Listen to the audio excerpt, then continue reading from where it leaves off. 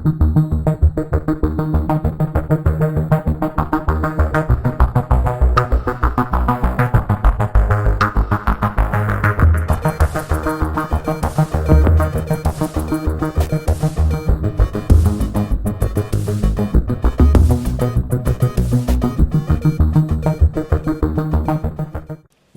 to the whirlpool of the unsolved. I'm your host, Frank. Thanks for tuning in. Here, I talk about unsolved cases, mysteries, unsolved crimes, and more, from some of the most popular cases known to the ones that aren't really spoken much about. So I hope you enjoyed the show. In today's episode, we will be talking about the case and murder of Blair Adams. Feeling as if someone or something was after him, he escaped his home country looking for safety. Or was it all in his mind? Family seemed to see a change in him. He wasn't acting like himself. Some things changed, but what did? A life taken before its time, taken by someone that yet has been found or identified. The sadness of a family that still seeks closure, but are still hurt by the mysterious happening to a loved one. So, as you can tell from the very beginning and the intro of this episode, we're going to be talking about Blair Adams, okay? And we'll talk his full name and all that stuff. His cause of death was put down as abdominal perforation. And he was murdered in Knoxville, Tennessee, July 11th of 1996, and he was born December 28th of 1964, so he was only roughly about 31 years old when his life was taken. And this is a case that I was just looking online and trying to get back into the groove of looking into these unsolved cases and things like that, and this was one of them that, just reading along the lines, almost gave me like Elisa Lamb vibes in a weird way. But going into this case, you're gonna notice that there's a lot of strange things, strange happenings prior to his death and prior to his body being found. So definitely an intriguing case nonetheless. Okay, so let's talk about who he is and the things that happened prior to day that he was found. So, known as Blair Adams, his real name, his whole name was actually Robert Dennis Blair Adams. He was a Canadian man found dead in a parking lot that belonged to a hotel under construction off of I-40 in Knoxville, Tennessee. So remember, he was found dead there, and he's actually a Canadian man, not from the U.S. at all. So already we can tell that somebody's out of their territory and probably out of their comfort zone as well. And we already know a bit about his death just from the very beginning, from the intro. Like I said, Blair Adams, he was young. If you ask me, 31 years old is young to me, at least. I'm about to turn 30, and 31, I can only picture that you're just going into another part of your life. So 31, young. But when looking into this case and reading a bit about it, I was surprised to not only see that this case was still unsolved, but his actions leading to the day of his death. Like I said, it kind of reminds me a bit of the Lisa Lamb case. Not exactly to the point, but the way they weren't acting as themselves prior to their death, because we already know a little bit about Lisa Lamb. If you're into unsolved things or things of that sort, about Lisa Lamb, and though it was considered suicide and all those things, it's still one of those things that a lot of people think it wasn't. I'm not gonna give my 2 cents in it, but this just kind of gives me that vibe. So let's talk about the time leading up to his death. On the 5th of July of 1996, Adams took most of his money from his bank account in Canada, specifically Surrey, and forgive me if I mispronounce you, Surrey, British Columbia, Canada. He didn't just withdraw money, But he also emptied out his safe deposit box. He took out the cash, jewelry, gold and platinum from it. So tell me that isn't strange immediately off the bat. This guy goes into the bank, takes out majority of his money from his account, and then goes into his safe deposit and just basically empties it out. But not only did he take most of it, if not all, his stuff from the bank, he went to Victoria, British Columbia, Canada, to try and take a ferry and escape Canada to go to Seattle, Washington, in the U.S. So immediately, basically right after he did all these things, he wanted to flee from Canada, going into Victoria and hopefully taking the ferry into the U.S. But when he got to Victoria and ready to board, immigration officials flagged him as a possible drug courier. And this was due to the fact that he had a large amount of money on him. So clearly, you having a large amount of money, it kind of makes sense that you're going to get stopped. You don't really have a lot of people that travel and carry cash, a boatload of cash on them or anything like that. At least, I would expect at that point of time, you wouldn't carry that much. And from the sounds of it, I was looking to see if it said how much it was. Towards the end of this episode, you'll see how much. I'm not going to go any further. Let's cut it out. But it seems like he had a lot more than what I particularly thought he had. Just based off this, because a large sum of money, they're immediately thinking that you're a drug courier. Because you have that, that's kind of crazy. But the craziest thing of it all is the officials eventually found out that Adams had been convicted on drug and assault charges, making them deny his exit from Canada and entry to the U.S. So now we know that he has convictions. Now with this little bit of info, I think we can think about what possible reason he had for leaving the country. Just being honest, but things are just getting started. Okay, so only July 9th, early in the morning, Blair was spotted by the Canadian Border Patrol officers. He was attempting to cross the border on foot, planning to cross the Pacific Highway border crossing. Now, when the officers took him in, they noticed he had scratches on both his legs and hands. Not only did they notice these things, but they also saw that Adams matched the description of a man implicated in an automobile theft, which officials discovered abandoned near the Pacific Highway border crossing, which clearly we know he was found at because he was planning to cross it. Yet Blair claimed it wasn't him, and they just let him walk, not having enough evidence to hold him. So if you think about it, this is just wild, because he was turned away the first time, trying to catch the ferry to go into the U.S. And then second time, they couldn't pin the car, but it's kind of a coincidence when you have a man trying to cross that border and a car was found in that area abandoned to it's almost common sense, but clearly if they didn't have enough evidence, they couldn't hold him. So that's the key thing about the whole entire thing. But here we're seeing Blair Adams just consistently finding a way to get out of Canada, which is, to be honest with you, very strange.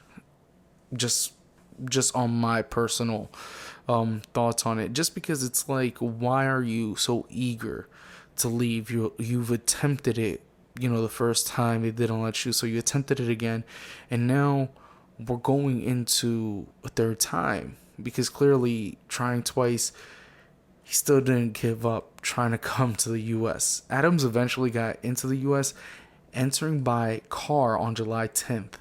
A Nissan Altima he rented from the Vancouver International Airport. So he rented this car from the airport to actually get into the U.S. He got to Seattle, which was his destination the first few times he tried to get over the border. But once in Seattle, he purchased a round-trip ticket to Frankfurt, Germany, at the Seattle-Tacoma International Airport. Now, I know everyone's like, What's the point? What's the reason? Well, to be honest, we really don't know. All we do know is that he had previously worked there. He was working on a project for his stepfather's construction company. On top of that, when he was there, he was dating a German woman.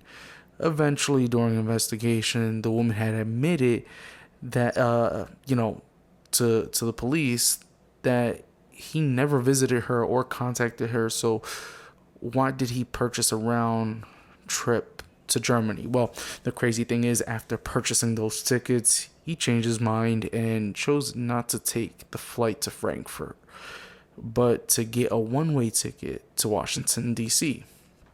Now, basically, they gave him a credit because he switched it up. Instead of a round trip to Frankfurt, he decided to go to Washington, D.C. So they gave him a credit, and he was able to use that money to get that ticket. Now, once there, he went ahead and rented a Toyota Camry at Dulles Airport around 6:45 in the morning.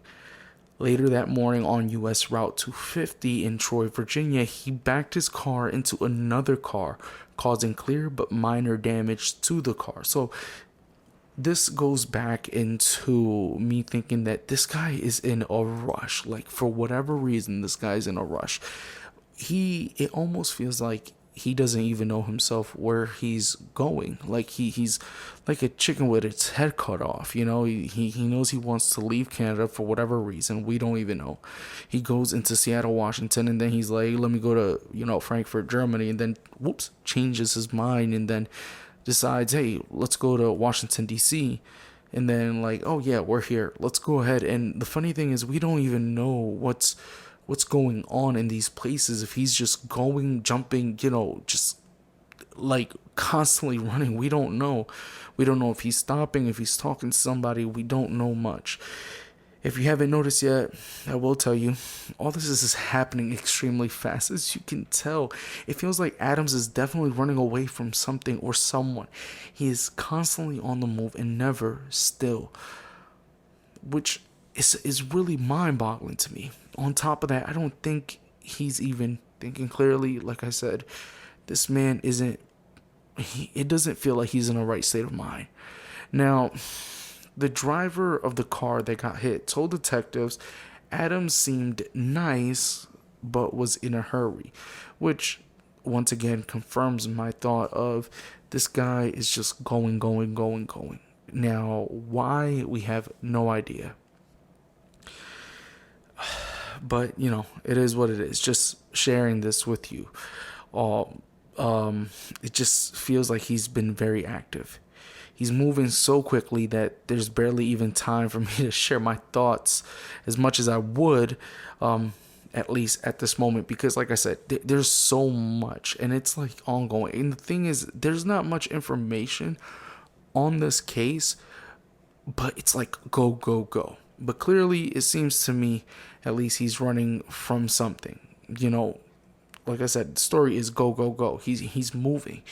And the thing that the officers found out about him and his previous convictions can be very handy to have an idea that he may have been followed. So he may have been followed based off of all of this. Based off my feelings, like I said, just the fact that, this guy is going, and this is so fast paced.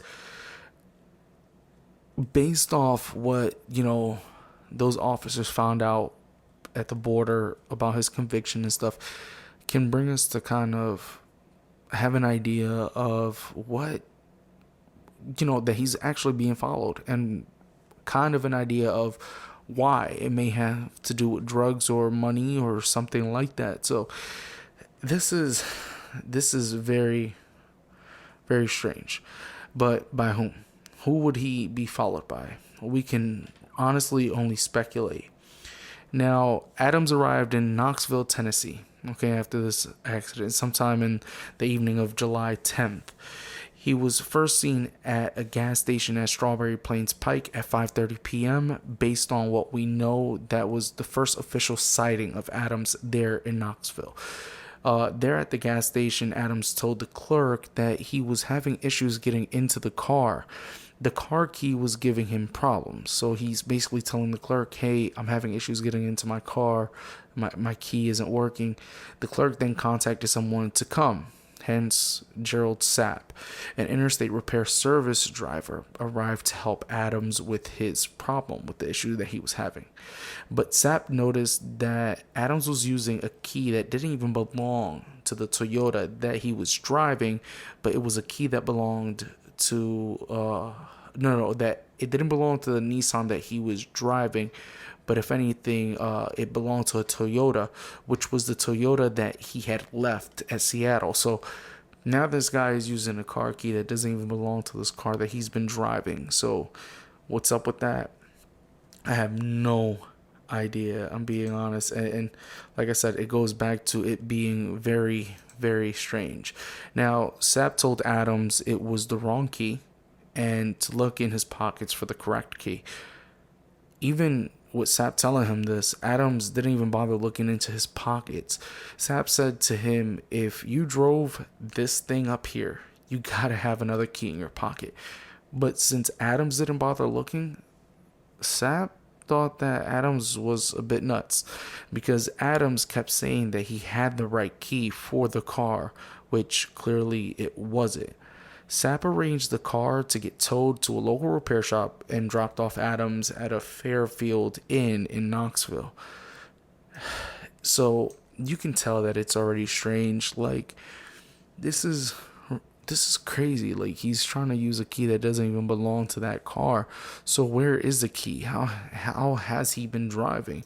Does he have the key and, is he just losing it? I don't know. Now this gets a bit weird. Strange, whatever you want to think of it. But yeah, he went into this inn, right? So he went into this inn where he was dropped off, right? Sapp dropped him off at the inn. So he went into this inn, which had cameras and captured Adams in the hotel lobby. He spent roughly about 40 minutes just loitering at the hotel before he decided to purchase a room for $100. When the clerk attempted to give Blair his change, he had just decided to exit the hotel. After investigation, they determined that Adams never entered the room he purchased in the inn. So this guy gives the clerk money. And my whole thing is, how much, if it was $100, how much did he give the clerk? I'm just wondering, because 100 is a pretty even number. But he just walked out on him without getting his change whatsoever, which is strange. And then they eventually found out that this man didn't even use the room at all. I wonder why. Like, did he not have a chance, or I don't know. It's just strange. So this is where I would sit here and say this is probably the saddest part and the strangest part as well. His body was unfortunately discovered by construction workers around 7:30 in the morning on the 11th of July of 1996. His body was found in a parking lot of the Fairfield Inn that was under construction at Strawberry Plains Pike I-40 interchange. He was found half naked. His pants were off and his shirt ripped open. His pants, shoes, and socks were near his body, yet scattered around his body there was German, Canadian, and U.S. currency that they said practically totaled up to roughly about $4,000. As well as at the scene, there was a black duffel bag which contained maps and travel receipts. There was also a fanny pack which had 5 ounces of gold bars, gold and platinum coins, jewelry, keys, and a pair of sunglasses. Based on the autopsy reported by the University of Tennessee Medical Center, Adams had sustained many cuts and abrasions. To be very honest, when reading that, I kind of wondered if there were the ones the Border Patrol saw as well. Like, it really made me wonder if, were these abrasions fresh, or were these the same abrasions and scratches that the Border Patrol actually saw? on his legs and hands. Now, the Knox County Sheriff's Department speculated that some of those wounds he had sustained may have been from fending off someone that had attacked him, or the attacker, killer, him or herself. Adams also suffered a ruptured stomach, which meant that there was a blunt force that caused that. His official cause of death was ruled sepsis stemming from an abdominal perforation. Not only was he struck in the abdomen, but police believe that he was also struck in the head with a crowbar or a club based on the wound he had on his forehead. The sheriff's department also believed that he may have been sexually assaulted, but not having found any DNA evidence, it couldn't confirm their suspicion of sexual assault. Now, before I get into a little bit of the investigation and the evidence, which, to be very, very honest, there's little to none, you can't tell me that this is not a strange case at this moment. There's so much going on here, and there's so many things that this man has done that it makes you wonder, why, what was he running from? Because clearly you can tell that he was running from something, and nobody knows anything. And even looking into the investigation, there's little to nothing to go and base anything on. So it's kind of creepy in a way, because you're wondering, was it that he owed somebody money? Was it that he did something wrong to the wrong person? And that's probably why they didn't take the money and his body was found with it. But then this guy was also half naked. So sexual, so I could understand it being a possibility, but then no DNA. There's so many things that kind of frustrates me when it comes to this case, because it's like you would think that they would have enough to find and pinpoint someone, or have somebody, I don't know, it's just a bit confusing for me. Now, just going into the little bit of the investigation and the evidence, because there really isn't much. Law enforcement suggested the possibility that Blair Adams' death was sex related, which, being that his body was found almost completely naked, was understandable. The only true physical evidence found at the scene of the crime was a strand of long hair found in his hand.